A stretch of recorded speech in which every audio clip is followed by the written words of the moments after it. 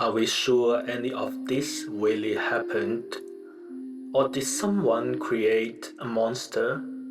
I'm Kim, and this is Hun Channel. Do you know the legend of the Sawney Bean clan, an infamous family said to have lived beneath the Scottish coast, hidden in the shadows of a sea cave? Tonight, we'll uncover their dark story, one that blurs the line between myth and reality. By the end, you'll understand why this terrifying tale still haunts the Scottish coastline, and why some monsters live on forever in our fear.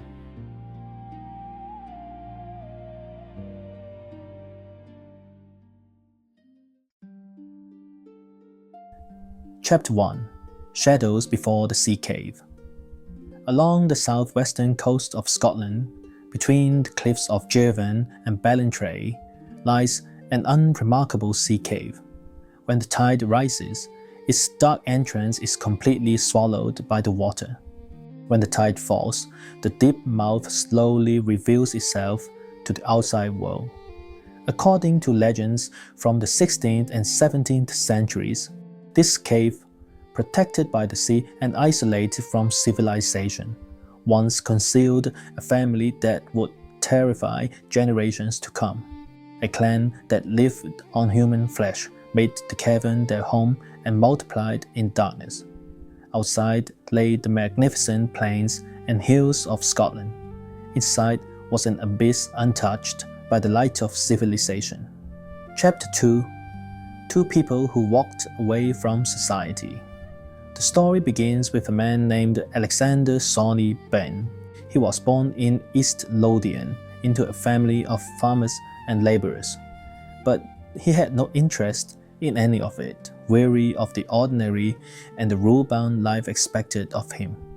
Later, he met Black Agnes Douglas, a woman repeatedly accused of witchcraft by villagers, regarded as an omen of misfortune.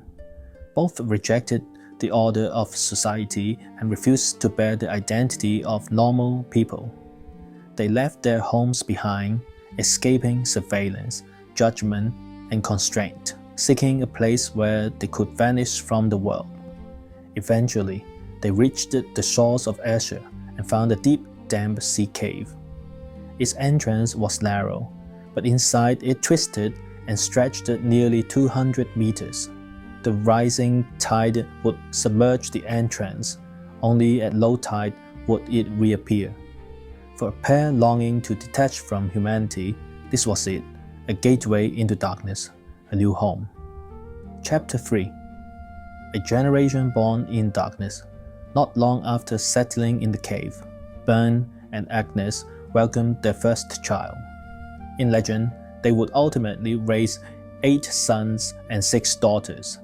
But isolation meant their children had no contact with the outside world, no chance at creating families of their own.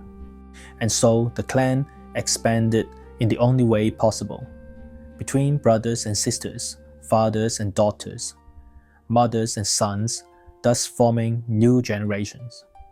Years of inbreeding swelled the family to over 40 members, 18 grandsons and 14 granddaughters, many with deformities, a miniature society that knew only the cave.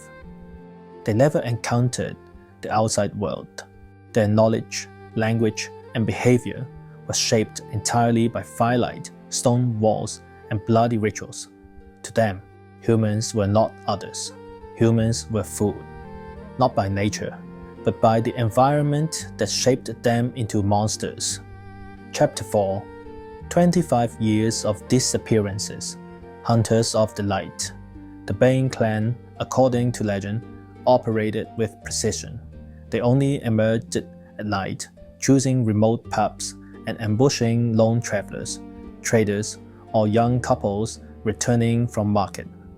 When prey passed by, a group would surge from the darkness and overwhelm them. Victims were dragged back to the cave, where their bodies were dismembered. Inside the cavern was their kitchen and storage. Body parts were cooked, smoked, or salted. Some remains, carried by the tide, drifted ashore, scattered limbs and scraps of cloth that baffled locals. As disappearances mounted, search parties scoured forests and coastlines but never suspected a sea cave might hide human beings. Innocent people were accused: innkeepers, merchants, travelers. Punishments fell upon the blameless, while the true crimes continued under the cover of night. Until one evening, when the clan made their first mistake. A couple returning from the market was attacked. The wife fell from her horse and was killed, but the husband, skilled in combat, fought back fiercely. At that moment, other townsfolk returning from the market happened to pass by and rushed to help. For the first time, the Bean clan was forced to retreat. The surviving husband became the first living witness, and the first crack in the secrecy of the cave. Chapter 5. Firelight in the Cave, the most terrifying scene of the legend. The survivors' account swiftly reached local officials, who relayed it to the king. At the time, the throne belonged to James VI, who ordered an unprecedented search effort. 400 soldiers, bloodhounds, and local volunteers swept across Ayrshire's coast. Following the stench of decay, the bloodhounds finally halted before a half-submerged cave. The moment the soldiers held their torches inside became the most iconic scene in the Sawney Bean legend.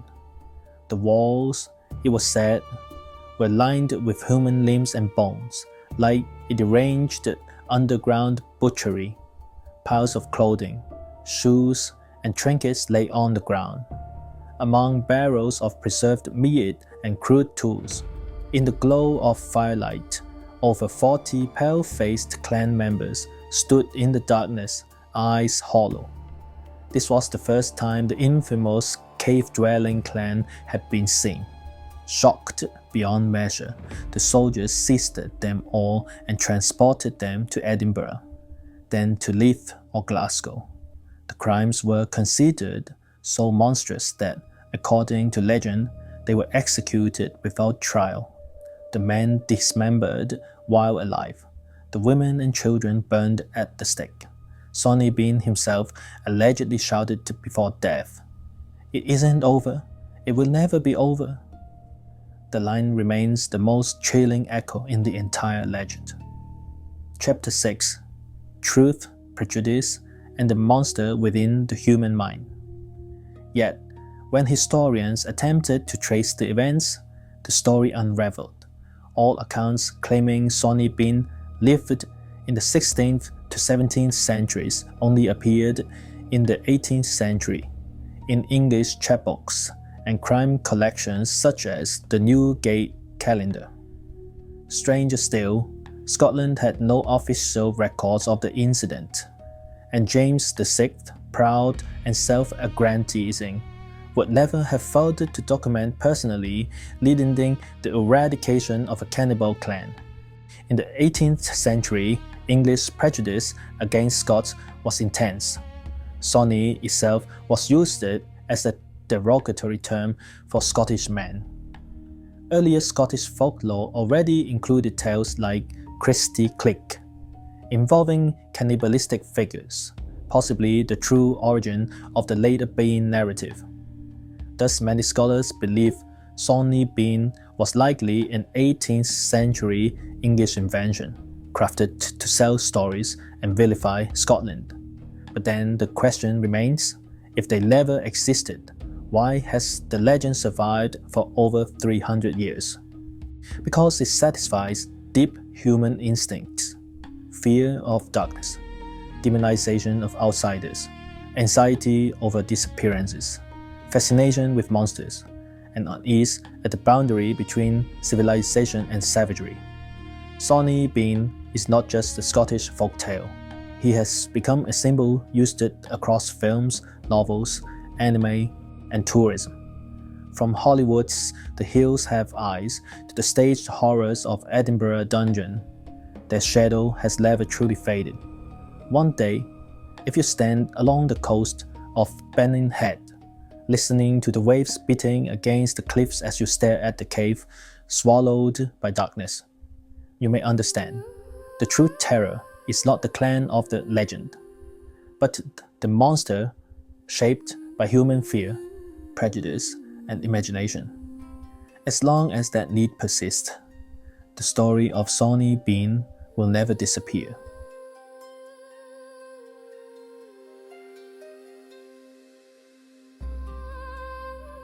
I'm Kim. Please subscribe, like, and share. And stay with me. You will never face the dark unknown.